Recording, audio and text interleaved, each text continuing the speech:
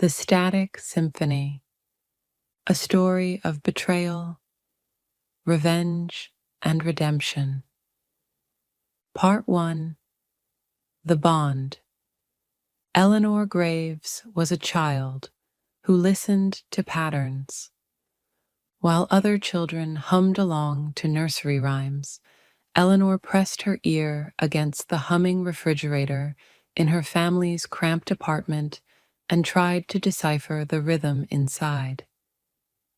She could sit for hours with the old, broken radio her uncle had tossed into the trash. It picked up nothing but static, but in that static, Eleanor heard shapes, bursts of sound that repeated like echoes of a language only she could almost understand. Her parents, exhausted factory workers, thought it odd but harmless. "Our Ellie," her mother used to say, shaking her head. "She hears music where the rest of us hear noise." By high school, the oddity became brilliance. Eleanor devoured books on mathematics, logic, and eventually computer science. She discovered code the way an artist discovers paint. For her, programming wasn't rigid instructions. It was composition. If she typed the right sequence, a machine sang back to her. But Eleanor was quiet, reserved. Teachers praised her, but classmates forgot her. When group projects were assigned, she ended up doing the bulk of the work in silence, while others basked in the grade. She never complained. That was her way. Quiet brilliance, invisible loyalty. Victoria Hale was the opposite in every way. Born into a family that treated ambition like oxygen, Victoria learned to charm before she learned to walk. Her father was a corporate lawyer. Her mother, a political strategist. At dinner, debates were battles, and victories were celebrated like trophies. Victoria thrived in this atmosphere. She learned how to shine in a crowd, how to speak with authority even when she doubted, and, most dangerously, how to take ownership of an idea so smoothly that the originator felt flattered instead of robbed. Where Eleanor saw patterns, Victoria saw people, and she knew how to bend them. The two women collided during their second year of university in the dim basement laboratory of Professor Bellwether's AI department. Bellwether was a legend in his field, feared and revered in equal measure. His lab was filled with the hum of servers and the smell of burnt coffee, a crucible where the most promising minds of the program were forged. On the first day of the semester, Eleanor arrived early, carrying a second-hand laptop patched with tape. She set herself in the corner, already sketching ideas for the semester's project.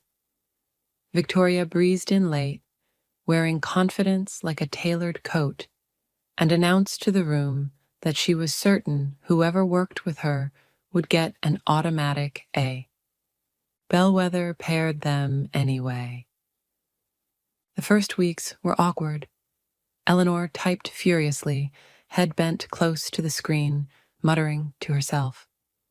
Victoria leaned over her shoulder, making suggestions Eleanor didn't need, but nodded at politely. Slowly, though, something shifted. Victoria noticed Eleanor's algorithms weren't just functional. They were elegant, woven with loops and recursive structures that felt alive. And Eleanor noticed that when Victoria explained their work to others, people actually listened. For the first time, Eleanor's ideas weren't vanishing into silence. They were being amplified.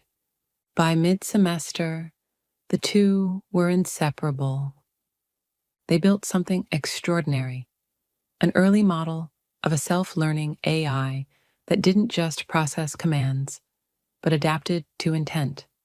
When a user typed an instruction, the AI began anticipating what they meant, filling gaps, correcting errors.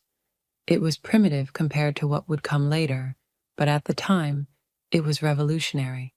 Nights blurred into mornings in that lab. They lived on vending machine snacks and cold pizza, laughing at their failures, high-fiving their breakthroughs. Eleanor once fell asleep at the keyboard, and Victoria draped her own coat over her like a blanket.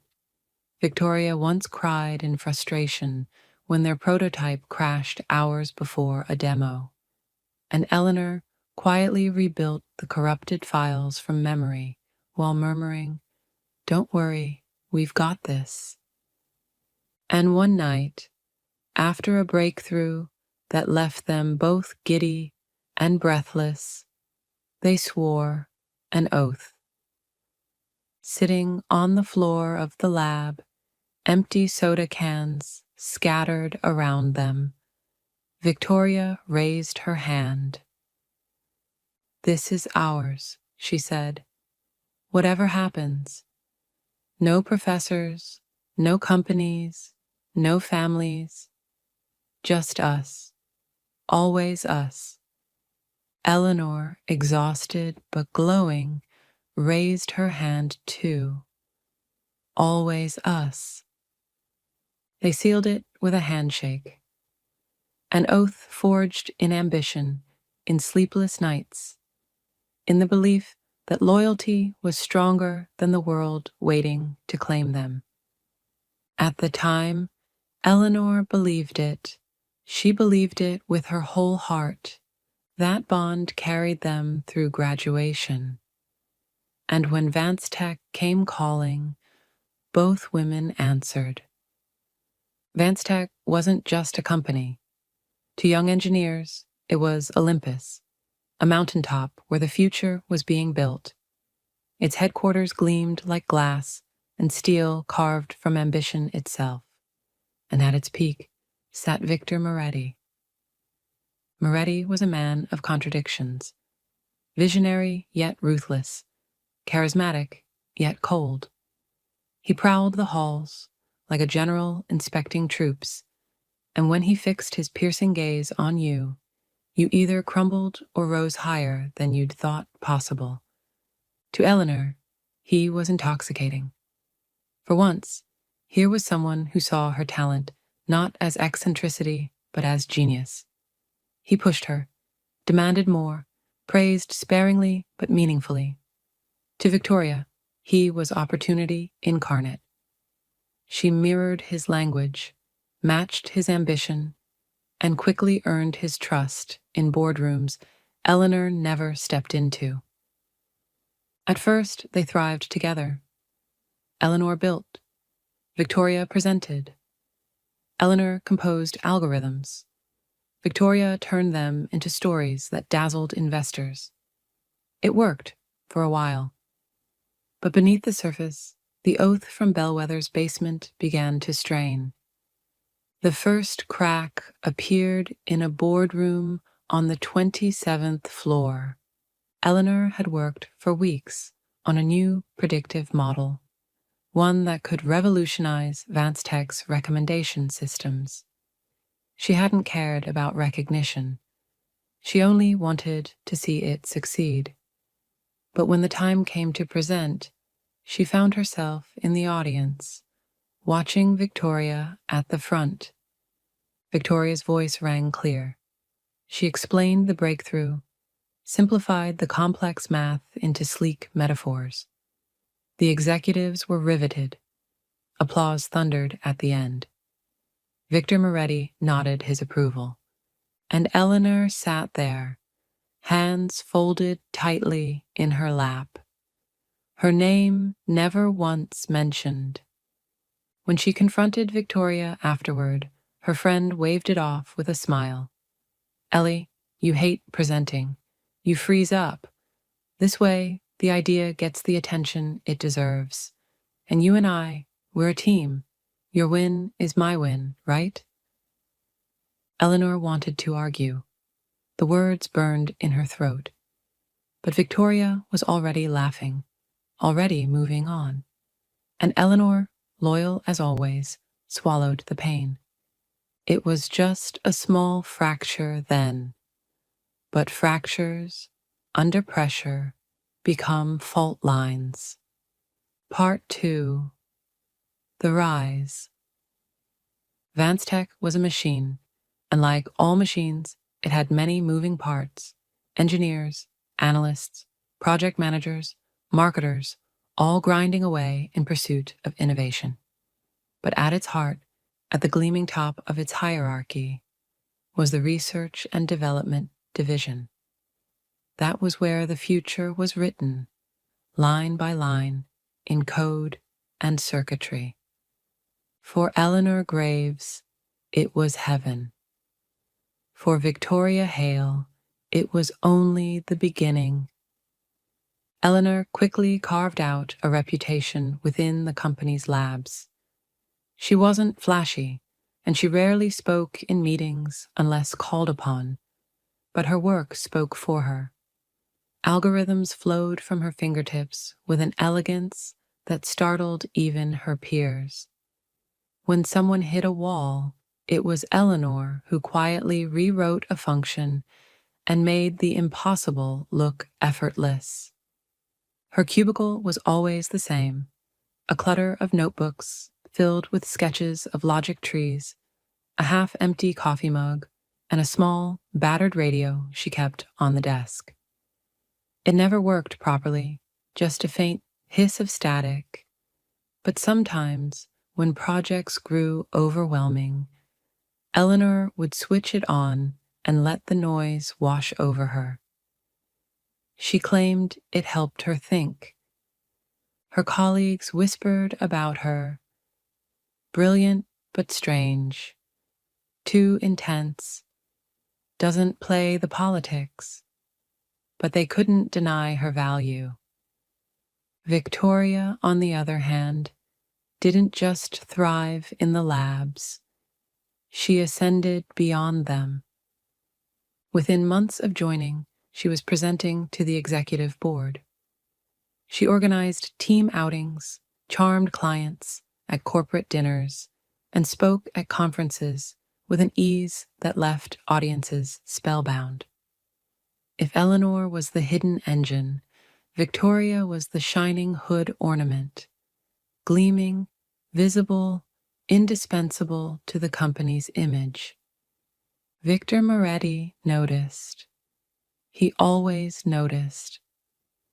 "Victoria," he said once, during a meeting Eleanor had been excluded from, "you have what most people in this field lack: vision, not just in code, but in the story of the code.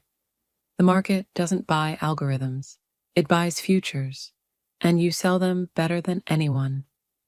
Victoria glowed under his praise, and when she left that boardroom, she sought Eleanor out, dropping casually into the chair beside her desk. "Guess what?" she said, grinning. "Victor just told me I'm the best storyteller he's got." Eleanor nodded absently, fingers flying across her keyboard. "That's good. We need his support." Victoria leaned closer. "Ellie, don't you see? This is it. We're on our way up.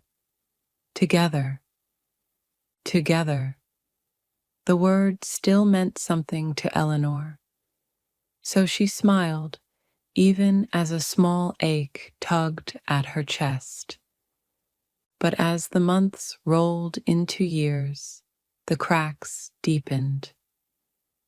Eleanor's name rarely appeared on the patents or presentations, though her code was everywhere. Victoria insisted it was strategy, that Eleanor was shielded from corporate politics while Victoria took the hits. "Don't worry," she would say. "The world doesn't need to see you to know you're brilliant. Leave the spotlight to me. I'll make sure it shines on both of us." And Eleanor, still clinging to the memory of their oath in Bellwether's lab, forced herself to believe it. Still, moments gnawed at her. A networking gala where Victor toasted Victoria for the visionary architecture of a new AI model Eleanor had spent months perfecting. A magazine profile that named Victoria the rising star of Vance Tech without mentioning Eleanor once. A quiet conversation Eleanor overheard between two managers. Hale's a genius. I don't know how she does it all. Eleanor had wanted to step out from the shadows once, to correct them, but the thought of betraying Victoria, or worse, sounding petty, kept her silent. Her loyalty was a cage she didn't yet see. And then came Sam. Samuel Cade was everything Eleanor wasn't. Gregarious, loud, impossible to ignore. He was hired onto her team during a particularly grueling project, and within weeks, he had made himself indispensable not by brilliance, but by sheer, stubborn optimism. When the servers went down at 2 in the morning, it was Sam who showed up with energy drinks and a bad joke. When Eleanor muttered that a dataset was unsalvageable, Sam grinned and said, "Not with that attitude," and sat beside her until they solved it together. For the first time in years, Eleanor found herself laughing during work. She caught herself waiting for his comments, listening for his footsteps in the hall. Victoria noticed. One evening, as they left the building together, Victoria smirked. "So, you and Sam." Eleanor blinked, startled. "What about us?" "Oh, come on. Don't play innocent. You smile more when he's around. You've even started letting him call you Ellie." Eleanor felt her cheeks heat. "He's just kind. That's all." Victoria's smile thinned, almost imperceptibly. "Be careful, Ellie. Kindness is nice, but it doesn't win wars. And this place," she gestured at the towering glass building behind them, "is a war." Eleanor wanted to argue, but the words withered. Meanwhile, Abigail entered the picture. Victoria met her at a corporate fundraiser. Abigail was sharp-eyed, with the kind of smile that revealed little and promised less. She was a consultant at a rival firm, though she and Victoria insisted their relationship was personal, not professional. To Eleanor, Abigail always seemed like someone who was listening for weakness, cataloging secrets for later use. When she caught Eleanor staring once, Abigail smiled faintly and said, "Don't worry, I'm not your enemy." But Eleanor wasn't so sure. The moment that would change everything began quietly. Abigail, digging through public records and industry chatter, stumbled across an uncomfortable truth. Vance Tech had been quietly integrating fragments of code from Eleanor and Victoria's college project. The project they had promised each other would always remain theirs. It was buried, uncredited, absorbed into larger systems, invisible unless you knew exactly where to look. Abigail knew, and she told Victoria. The conversation was sharp. "They're stealing from you," Abigail said, voice low but fierce. "From both of you. Don't you see it?" Victoria sipped her wine, unbothered. "That's the game, Abby. Everyone borrows. Everyone adapts. It's not theft. It's strategy." "It's theft," Abigail repeated. And if you won't call them on it, I will. Victoria's eyes narrowed. Don't you dare. If you do, you'll burn us all. But Abigail had already decided. The leak hit the market like a thunderclap. One morning, news outlets reported that Tech's prized AI models contained uncredited code lifted from university projects. The rival firm Abigail had fed swooped in, claiming superiority, waving Abigail's evidence like a banner. Tech's stock plummeted, trust shattered. Investors demanded blood. Inside the company, panic reigned. And in that panic, someone needed to take the fall. It was Sam. Eleanor sat frozen as HR presented the charges. Mishandling data, failing to safeguard proprietary algorithms, incompetence. She knew it was fabricated, knew the logs didn't match, knew Sam's work had been flawless. But Victoria stood in the corner of the room, arms folded, eyes cold. And Sam was escorted out, his badge deactivated before he even reached the parking lot. That night, Eleanor confronted Victor Moretti in his office. You know this isn't true, she said, voice shaking. Sam didn't do this. Abigail leaked the code, and Victoria... Her voice caught. Victoria knew. Victor steepled his fingers, unimpressed. Corporate espionage is part of the landscape, Eleanor. Better to lose one soldier than draw attention to the general. He's not a soldier. He's a human being, and you're destroying him to save yourself. Victor's gaze hardened. Don't be naive. The company comes first. Always. Eleanor left his office trembling with fury. For the first time, the cage of her loyalty cracked open, and she saw what lay beyond. The oath she and Victoria had sworn in Bellwether's lab was ashes now.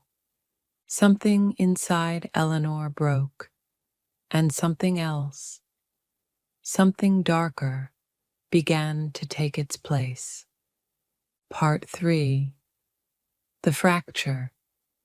The day Sam was escorted from Tech, Eleanor sat at her desk long after everyone else had gone home.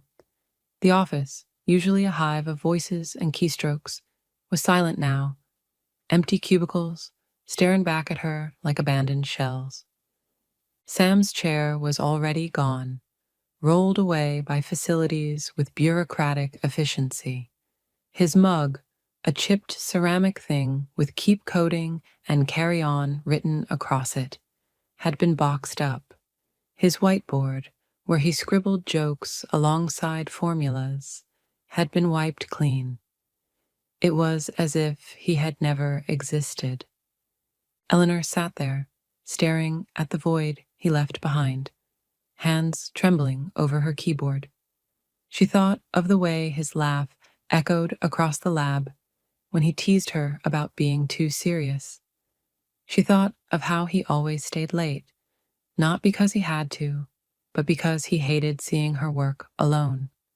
She thought of the quiet warmth in his eyes whenever she caught him looking at her, the unspoken things they never had the courage to name. And now, gone, erased. She whispered into the silence, "This isn't right." But the silence didn't answer. Abigail's leak continued to unravel the company. Every day, another headline. Tech's integrity questioned. Rivals surge ahead in AI arms race. Shareholders lose confidence in Moretti's leadership. Inside the building, The atmosphere thickened into something poisonous. Projects stalled. Departments pointed fingers. Loyalty became suspicion, and suspicion became knives in the dark. Victoria navigated it with cold precision. She walked the halls in sharp heels, her expression unreadable, always on her phone, always in whispered conversations behind closed doors. To outsiders, she looked like the only steady captain steering a sinking ship. To Eleanor, she looked like someone tightening her grip while everyone else drowned. And Abigail. Abigail moved like a shadow. She no longer needed to smile. She had the satisfaction of watching her rival collapse, brick by brick. Eleanor once caught her in the cafeteria, sipping coffee as if nothing had happened, her gaze drifting over the nervous crowd like a predator surveying wounded prey. When their eyes met, Abigail raised her cup in a mocking salute. Eleanor fled before she could hear herself scream.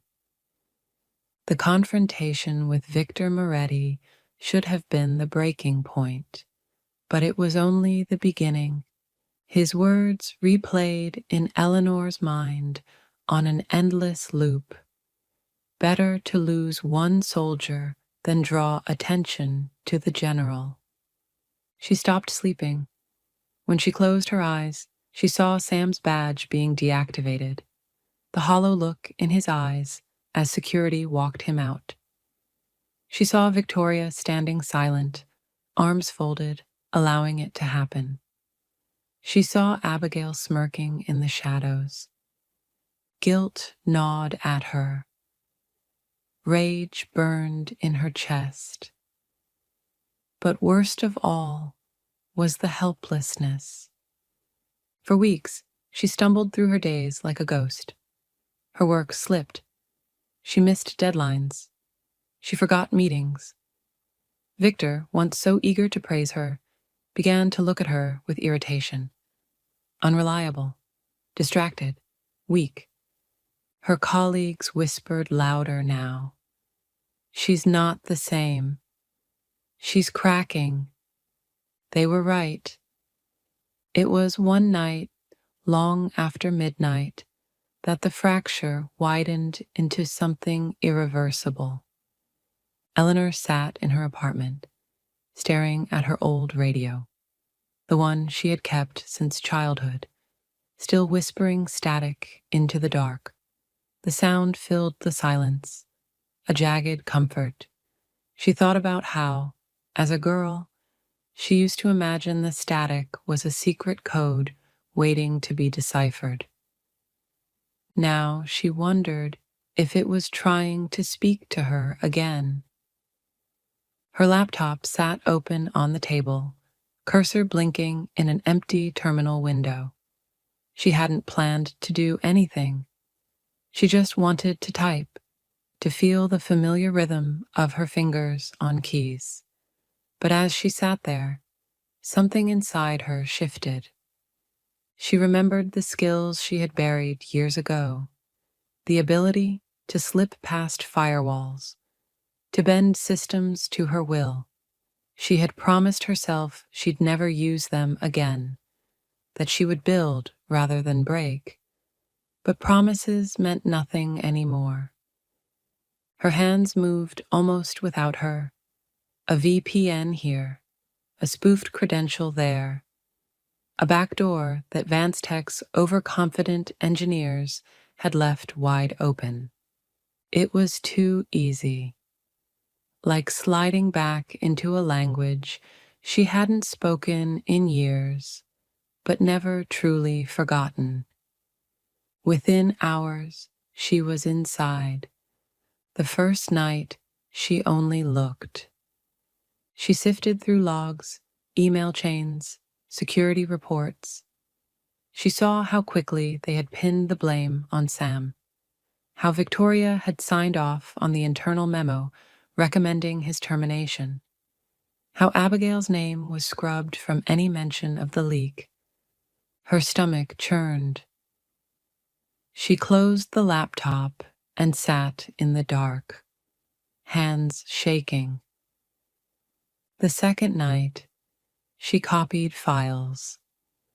She filled encrypted drives with evidence, contracts, surveillance logs, correspondence between Victor and Victoria, private chats between Victoria and Abigail. The deeper she dug, the more she saw the rot. It wasn't just a leak. It was collusion, manipulation, betrayal stacked on betrayal. By the third night, she stopped hesitating. If she was going to burn, she would burn them all with her. Days bled into nights. Eleanor hardly left her apartment. She lived on takeout containers and coffee, her eyes ringed with shadows. On her monitor, lines of code cascaded like waterfalls, each keystroke pulling her further from the woman she used to be. But there was a thrill, too. A terrible, addictive rush. She felt powerful again, more powerful than she ever had within Vanstech's sterile labs. Every firewall she toppled, every secret she unearthed, was a reminder. They thought they had erased her, but she was still here, still watching, still dangerous. And as the weeks passed, the idea began to take shape, not just to expose them, but to destroy them. She began writing something new, a virus. It wasn't brute force, it wasn't messy. It was elegant, like a symphony composed from silence and static. A self-replicating worm that could corrupt Vanstech's core repositories, unravel years of work in hours. Designed not only to cripple, but to humiliate, to expose incompetence, to leave scars that couldn't be explained away.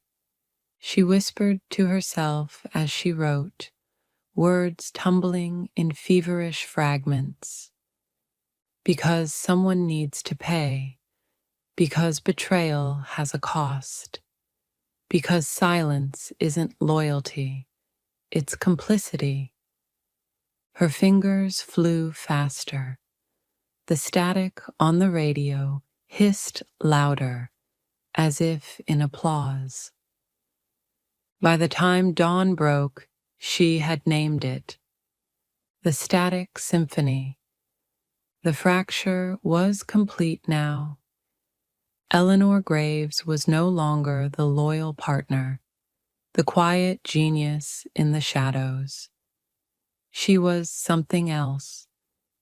And the world, Victoria, Victor, Abigail, they were about to hear her music, or the descent. The apartment had become a tomb. Curtains drawn, plates stacked in the sink, a stale smell of half-eaten meals, and too many cups of coffee. The only light came from Eleanor's monitors. 4 screens now, pulled together in a makeshift command center that turned her living room into a cave of flickering code. She hardly noticed when days passed into nights. Time itself became elastic, stretched and warped by the rhythm of her typing. She worked until her hands cramped, until her eyes burned, until she collapsed on the couch for an hour of dreamless sleep, then jolted awake and returned to the keys. The virus was her symphony, and she was its composer. At first, it was only a sketch, a simple worm designed to infiltrate Vanstech's repositories and corrupt a few files. But sketches grew into movements, and movements became orchestras. Soon, the worm evolved into something greater, something that could burrow deep into the architecture of the company's AI systems, weaving itself into every layer of code until removal was impossible without destroying the whole. Eleanor wrote with precision, every line of code like a note in a score. A crescendo here, rapid replication, a diminuendo there, stealth routines to hide the infection. A sudden dissonance, corruption that appeared random but always left her unmistakable fingerprint for those clever enough to find it. The more she wrote, the more she whispered to herself. Her apartment echoed with fragments of sentences, muttered monologues. They took everything. I'll take everything back. Static isn't noise. It's the truth underneath the lies. They'll hear it. They'll all hear it. Sometimes she laughed, sudden and sharp, startling even herself. Other times she wept, hunched over the keyboard, whispering Sam's name. She told herself this was for him, for Sam, whose reputation had been shredded by Victoria's lies, for Sam, whose career had been erased by Victor's cowardice, for Sam, who had always believed in her brilliance, who had once said she was the best coder he'd ever met, even if she never believed it herself. But deep down, Eleanor knew it wasn't just for Sam. It was for her. For every time Victoria had smiled and said, "Your win is my win," while basking in applause that was never hers. For every time Victor Moretti had dismissed her as naive while exploiting her genius for profit. For every smirk Abigail had cast in her direction, as if daring her to fight back. Revenge was no longer a plan. It was her oxygen. The nights grew stranger. Eleanor stopped answering calls. Her phone buzzed with messages, old friends checking in, automated reminders from her landlord, even an email from Sam that she couldn't bring herself to open, but she ignored them all. The outside world was irrelevant. Once, she thought she heard Victoria's voice in the static of her radio. "Ellie, you should be angry, but you're not." She froze, staring at the old device, heart pounding. The voice faded back into white noise, but the words lingered, coiling in her mind. Another night, she dreamed she was back in Bellwether's lab, but the screens flickered with corrupted code. The vending machine snacks tasted of ash, and Victoria sat across from her, smiling as she reached over and unplugged Eleanor's laptop. Eleanor woke gasping, drenched in sweat, the dream clinging to her like oil. She turned the radio louder to drown it out. Her symphony neared completion. She tested it on a sandbox server, watching as it crept through the system with the grace of a dancer and the ruthlessness of a predator. Files warped, data inverted. Whole programs collapsed into unreadable noise. It worked. Beautifully. Terrifyingly. But Eleanor wasn't satisfied. She added another movement, an automatic trigger, timed to detonate during VanceTech's annual gala presentation. On that night, the world would be watching. Investors, press competitors. When the company's crown jewel AI collapsed on stage, it would be undeniable, proof of corruption, proof of incompetence, proof that everything Victor Moretti had built was rotten to its core, and somewhere in the rubble, evidence of Victoria's manipulations would surface too. Eleanor imagined the look on Victoria's face when her empire crumbled. The silence that would follow. the justice in it. She almost smiled, but not all of her was gone. Sometimes, in rare, lucid hours, she questioned herself. She stared at her reflection in the black screen of a monitor, eyes sunken, hair tangled, lips cracked. Who was she now? The girl who once believed code could change the world for the better, or the woman building a weapon of destruction?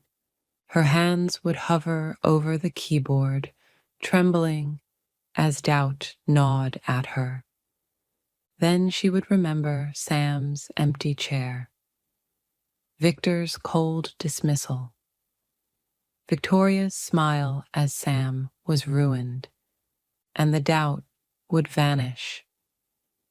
She pressed on. One night, unable to resist, she reached out. She crafted an anonymous message and sent it to Victoria through an encrypted channel. A taste of her evidence, just enough to rattle her. The reply came quickly. Victoria, clever Ellie. I'll give you that. But what are you hoping for? Redemption? Revenge? You think exposing me changes anything? The company's already bleeding. You'll only make it worse. Eleanor's hands shook as she typed back. Eleanor, I don't care about the company. I care about Sam. About what you did to him. There was a long pause before the reply. Victoria, Sam was weak. He couldn't survive in this world. I only sped up what was inevitable. Don't pretend this is about him. It's about you. It's always been about you. Eleanor slammed the laptop shut, chest heaving. The words rang in her head long after the screen went dark. It's always been about you. Maybe Victoria was right. Maybe that was the point. The descent was complete. Eleanor Graves no longer dreamed of saving her reputation or even Sam's. She no longer dreamed of justice. She dreamed only of the gala night, when the virus would sing its symphony, when Vance Tech would collapse in ruin, when the world would finally see what betrayal cost. And she dreamed of the silence that would follow. A silence she could finally call her own. Part 5. The Gala. The night of the Vance Tech Gala glittered like a jewel. The city's financial district pulsed with light, every glass tower reflecting the brilliance of the one at its center. Vance Tech headquarters, its atrium transformed into a cathedral of wealth and power. Chandeliers spilled golden light across marble floors. A red carpet stretched from the curb to the grand staircase, lined with cameras flashing like bursts of lightning. Black cars arrived in procession, doors opening to reveal executives in tailored suits, investors in sequined gowns, journalists clutching their press passes like sacred tickets. Waiters drifted like shadows with silver trays, offering champagne flutes that sparkled beneath the lights.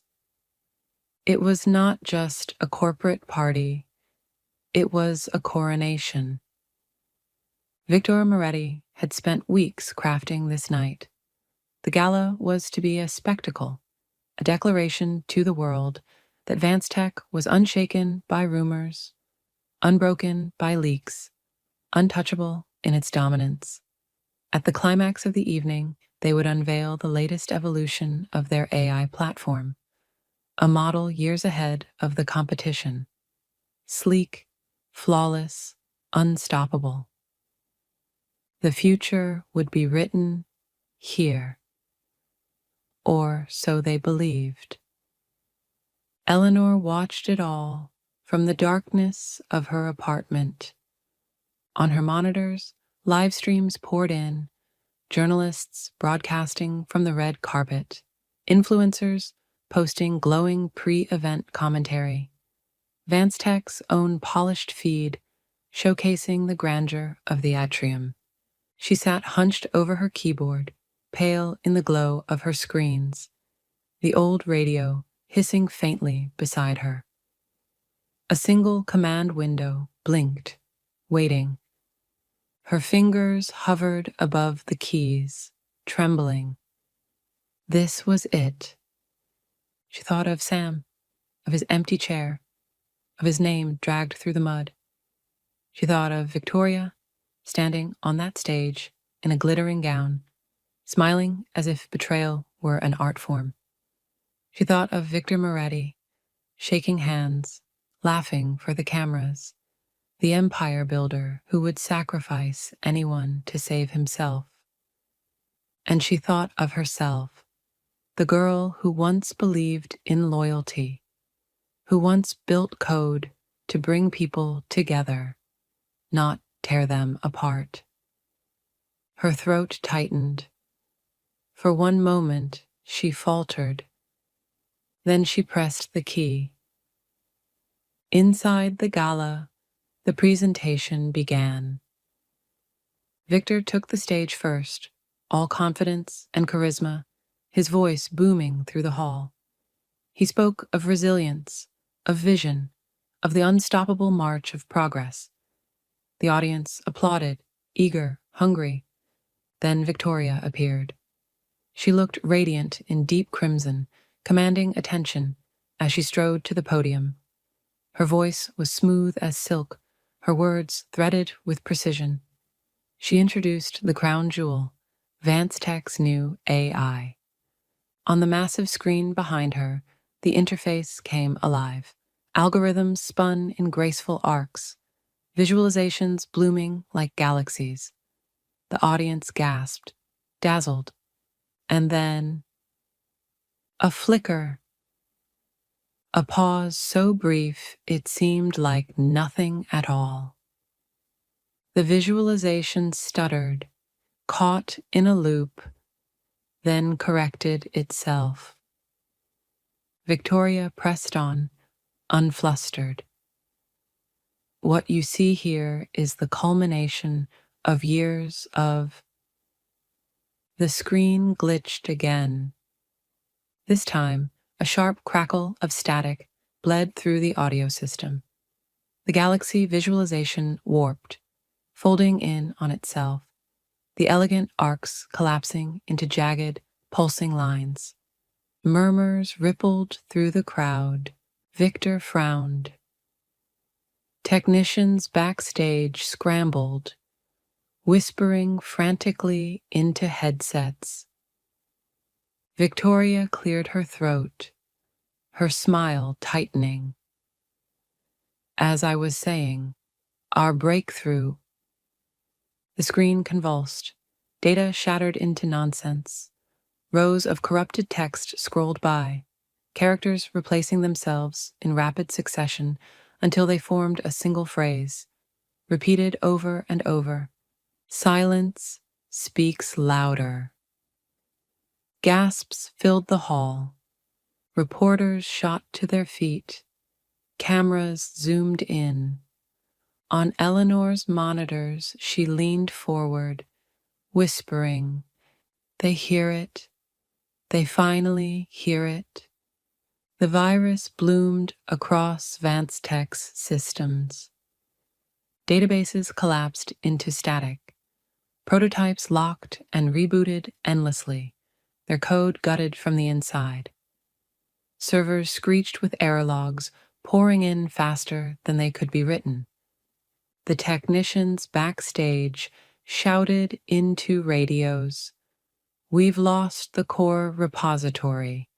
We're losing the backups too. What about the redundancies? Gone. Everything's infected."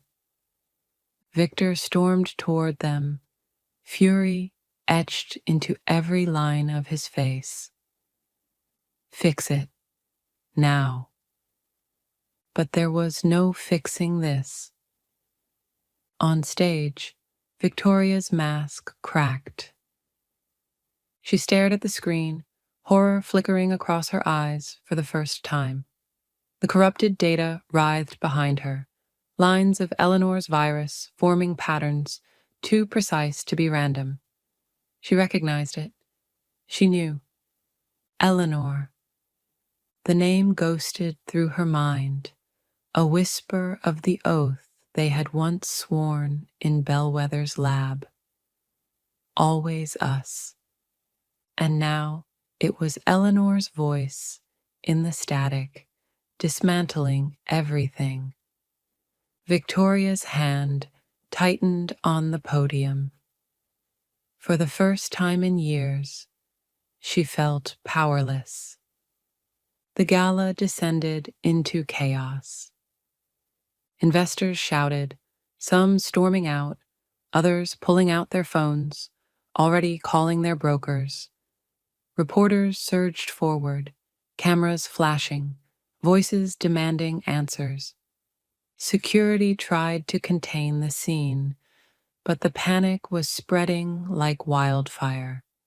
And at the center of it all, the great Victor Moretti stood frozen, his empire unraveling before his eyes, undone not by competitors or markets, but by the ghost of a woman he had dismissed as naive.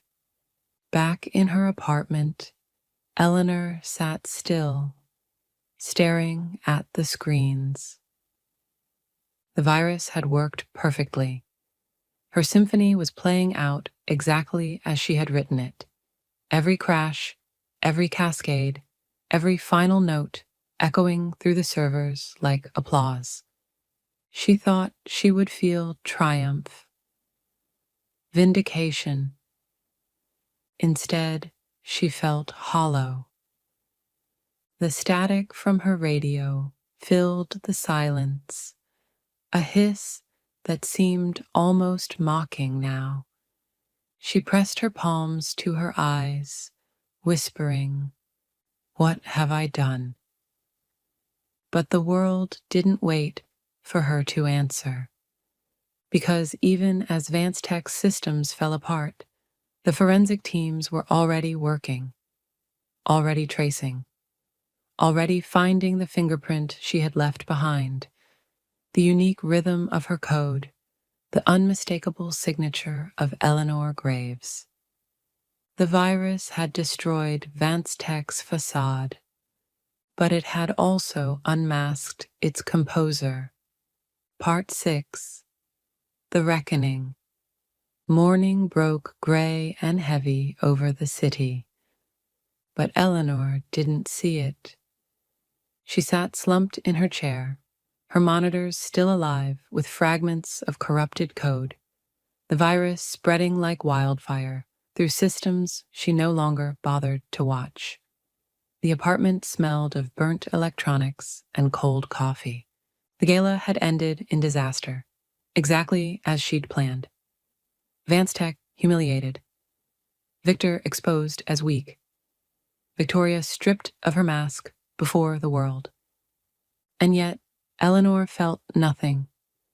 No victory, no justice. Just the endless hiss of her radio, whispering static into the silence. She had destroyed them. But in the process, she had destroyed herself too. The knock at the door was not a surprise. It came heavy, purposeful, law enforcement, not neighbors. Eleanor didn't move. She listened to the voices outside, the murmur of radios, the shuffle of boots in the hall, then the crash of the door splitting off its hinges. Eleanor Graves, step away from the computer. They flooded the room, agents in dark jackets, weapons raised. Cords were ripped from her machines, evidence bagged, drives seized. One of them cuffed her wrists behind her back, the cold bite of steel digging into her skin. She didn't resist. As they led her out, neighbors peeked from their doors, whispering. Eleanor kept her eyes forward, her face blank. The interrogation room was all angles: metal table, fluorescent light, walls painted in a color so neutral it seemed hostile. Eleanor sat with her wrists chained to the table, staring at the scratches carved into its surface by 100 desperate hands before hers. Across from her sat a woman she didn't recognize. Mid-40s, precise suit, eyes that measured rather than saw. Behind her, an assistant typed notes onto a tablet. The woman introduced herself only as Special Investigator Cho.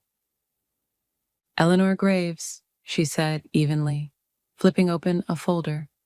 32 years old, Senior Systems Architect at Vance Tech, no prior criminal record, and yet last night you orchestrated one of the most devastating cyber attacks on a Fortune 500 company in the last decade. She slid a photograph across the table, the corrupted screen from the gala. Silence speaks louder, repeated like a chant. Why? Eleanor stared at the photograph, then at the investigator. Her throat was dry.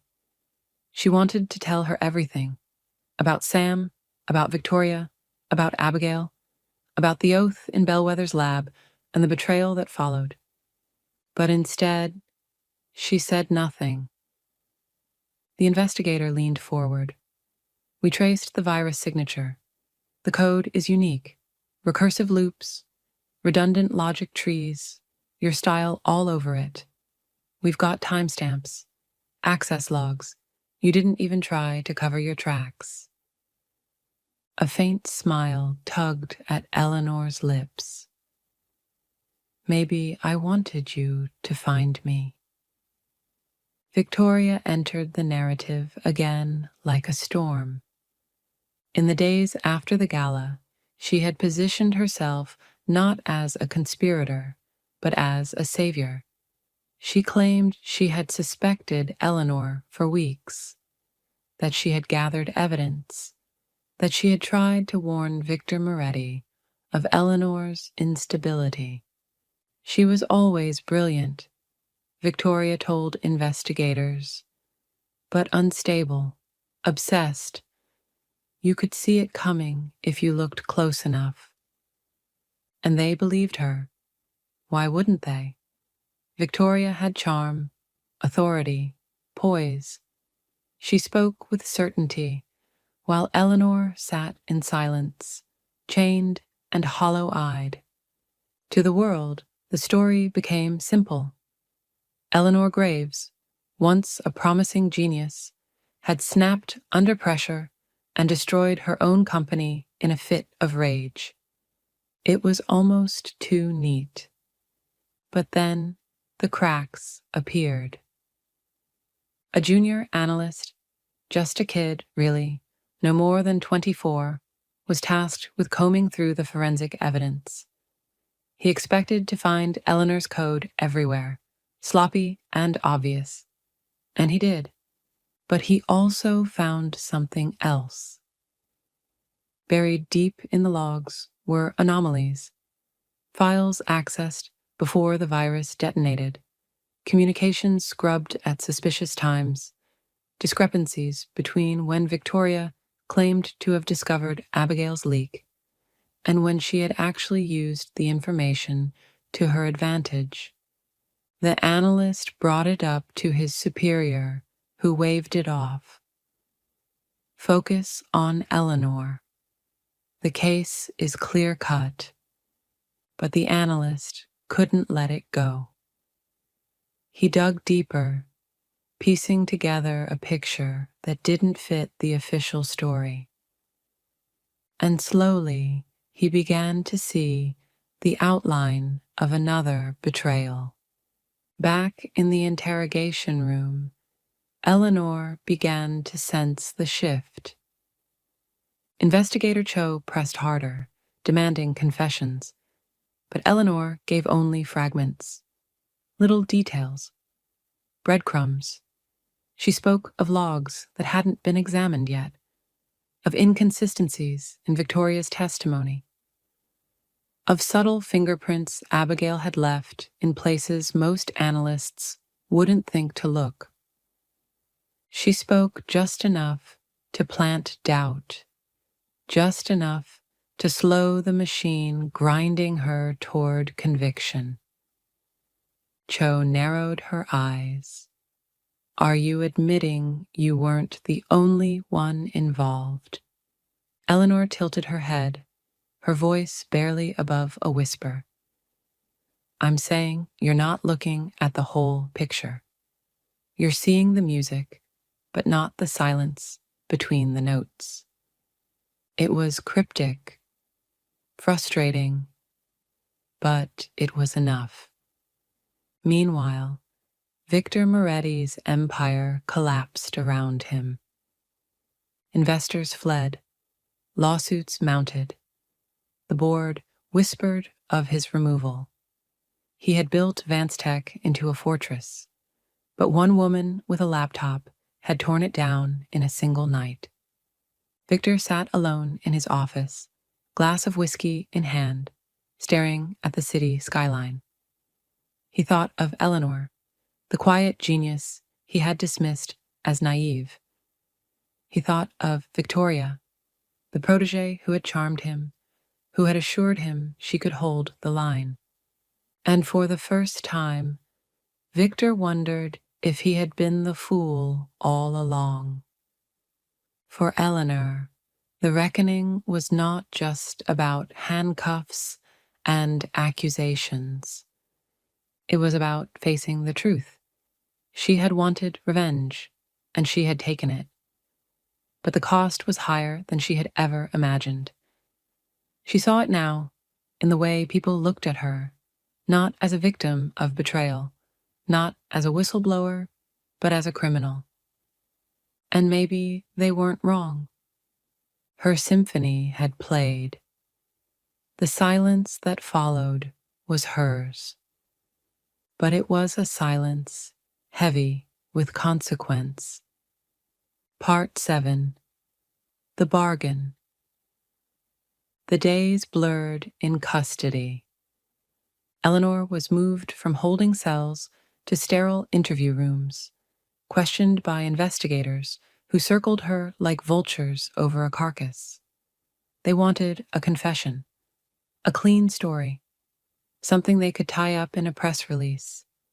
Lone rogue engineer brings down corporate giant. But Eleanor never gave them what they wanted. She spoke in riddles, half-truths, careful fragments, enough to keep them listening, never enough to close the book. She was buying time, though she wasn't yet sure what she was buying it for. That time paid off when Victor Moretti himself demanded a meeting. The company was bleeding. Investors were leaving in droves. Lawsuits were piling up, and the board was whispering about his replacement. He needed answers, needed control. And as much as he hated it, Eleanor Graves was the only one who might give him a lifeline. The meeting was arranged in a neutral conference room, far from the chaos of the company's shattered headquarters. Eleanor was brought in under guard, wrists cuffed, chains clinking as she sat at the table. Her face was pale, but her eyes burned with something that unnerved even Victor. Across from her sat Moretti, flanked by lawyers in expensive suits. He looked older than she remembered, gray at the temples, lines etched deep around his mouth. Power, once his armor, now sagged on him like a weight. The silence between them stretched. Finally, Victor spoke. His voice was low, rough. Why, Eleanor? You had everything: a career, a future. You could have been one of the greats. Instead, you destroyed it all. Why? Eleanor's lips curved into a bitter smile. Because you left me no choice. You took everything: my work, my loyalty, Sam, and fed it into your machine. And when it broke, you blamed us. You blamed him. You called me naive. Victor's jaw tightened, but he didn't argue. One of the lawyers leaned forward. Miss Graves, you should understand. You're facing decades in prison. Cyberterrorism, corporate sabotage, intellectual theft. The evidence against you is overwhelming. Eleanor met his gaze. Steady. Then why am I here? The lawyer faltered. Victor's eyes narrowed. You think you have leverage, he said. Show me. Eleanor inhaled slowly, her cuffs rattling as she leaned forward. You're looking in the wrong place, she said. Yes, I wrote the virus. Yes, I triggered it. But I wasn't the only one playing this game. Victoria knew about the leak before it hit the market. She used it. Abigail planted it, but Victoria turned it into a weapon. She orchestrated Sam's dismissal to protect herself. I have proof. She nodded toward her lawyers, court-appointed but sympathetic. They slid a flash drive across the table. Encrypted logs, Eleanor continued. Chats between Victoria and Abigail. Timestamps showing Victoria accessed confidential memos before anyone else. Records she tried to scrub, but I found the fragments she missed. If this goes public, it won't just bury me. It will bury her. And it will bury you, Victor, because it proves you either knew or you were too blind to see what was happening under your nose. Victor's face darkened. His lawyers whispered furiously among themselves. You're bluffing, Victor said finally. Eleanor's smile was razor thin. Try me. The silence that followed was suffocating. Victor tapped a finger against the table, the only sound in the room. He was calculating, weighing outcomes. If Eleanor's evidence was real, and he suspected it was, it could destroy more than just Victoria. It could dismantle what little remained of his empire. But if he prosecuted her fully, she would have no reason not to release it. She had him trapped, and they both knew it. At last, Victor spoke. His tone was colder now, more measured. What do you want? Eleanor leaned back, chains clinking, and for the first time in weeks, she allowed herself a smile that wasn't bitter. I want Sam cleared, his name restored, a public acknowledgement of his contributions. He doesn't get to be your scapegoat. Not anymore.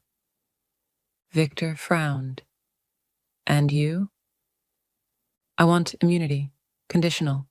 You drop the charges, bury the virus as an external attack, and I walk away. No prison, no trial. I disappear. In return, the evidence stays buried. Victor's lawyers erupted in protest. Impossible. Absurd. She's demanding. Victor silenced them with a look. His eyes locked on Eleanor's, searching. You realize what you're asking, he said slowly. You want me to trade the company's reputation for your freedom. Eleanor shook her head. Your reputation is already gone. I'm offering you survival. Without me, Victoria takes you down too. With me, you bury her and Abigail, salvage what you can, and blame the rest on outside forces. you walk away diminished but alive. She leaned forward, her voice dropping to a whisper. This is the only bargain you'll get. For a long time, Victor said nothing. Then, at last, he exhaled and nodded once. Fine. His lawyers gaped, but Victor didn't care. He had no choice. Eleanor had won. That night, back in her cell, Eleanor lay awake, staring at the ceiling. She should have felt triumphant. She had secured Sam's redemption, saved herself from prison, forced Victor Moretti to bow to her terms. But the victory was hollow. She had not cleared her own name. She was still a criminal in the eyes of the world, a ghost forced to vanish into the shadows. Her immunity was fragile, conditional, dependent on silence. Still, when she closed her eyes, she imagined Sam's face, not broken and defeated, but vindicated, and for the first time in months, she felt the faintest glimmer of peace. Part 8. The Aftermath and Redemption. The storm that had begun at the gala didn't end in one night. It stretched into weeks, then months, each day peeling away another layer of Vance Tech's empire. The newspapers called it the fall of a titan. Headlines screamed about betrayals, leaks, systemic failures. Talk shows dissected every frame of the gala, replaying the moment when the screen collapsed into static, as if it were history's hinge. And at the center of it all, 3 names floated like debris in the wreckage: Victor Moretti, Victoria Hale, Eleanor Graves. Victor's fall was swift. The board ousted him within a month. He resigned with a carefully worded statement about health reasons, but no one believed it. His legacy, once gilded, was now corroded by scandal.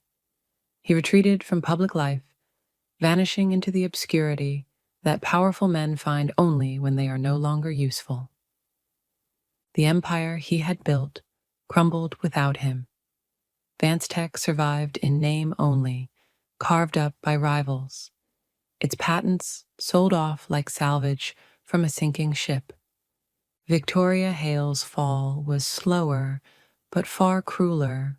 At first, she tried to position herself as the company's savior, painting Eleanor as the sole architect of the virus, Abigail as the rogue partner who had betrayed her. But the inconsistencies mounted.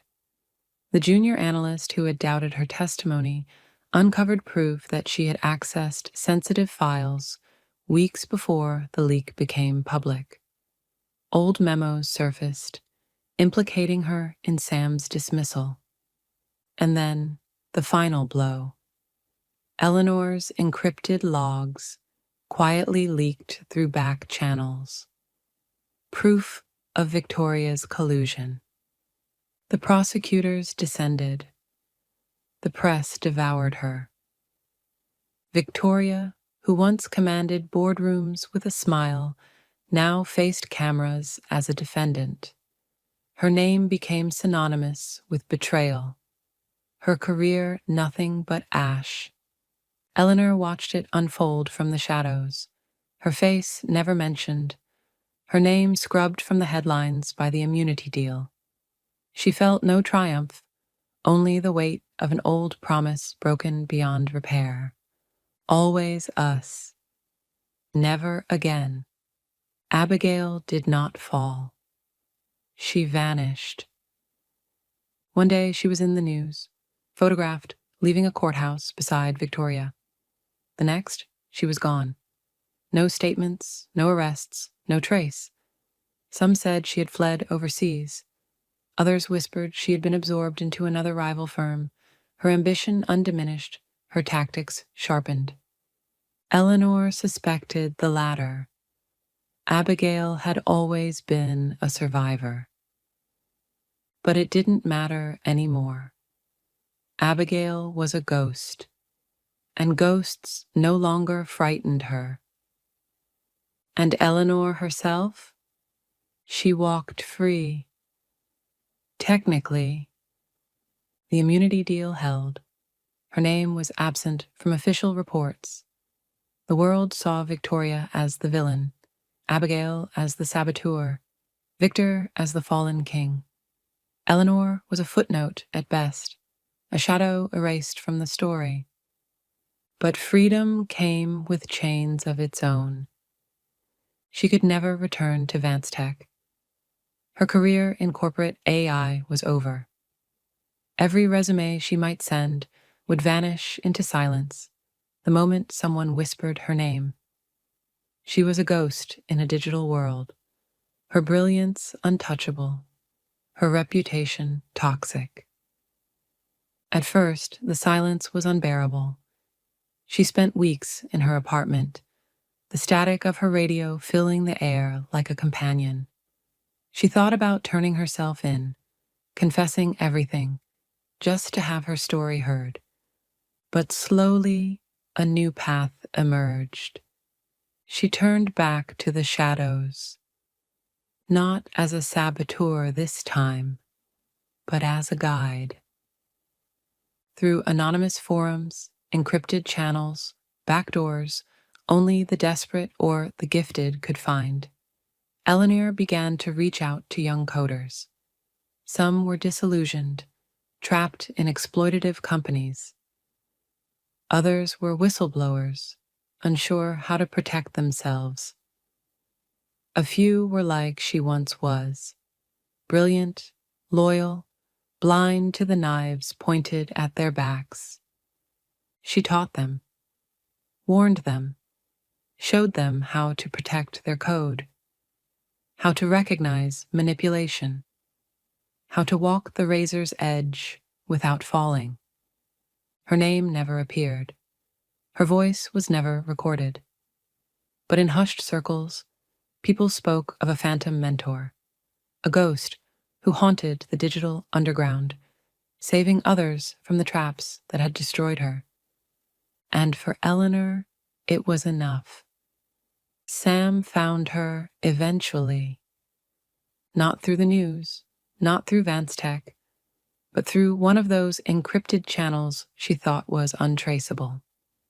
He appeared in a private chat one night, his screen name simple, Carry On. Her breath caught when she saw it, the old phrase from his mug. She hesitated for hours before replying. But when she did, the words flowed. They met weeks later in a quiet cafe, both changed, both scarred. Sam's career had been derailed, but with Eleanor's deal, his name was restored.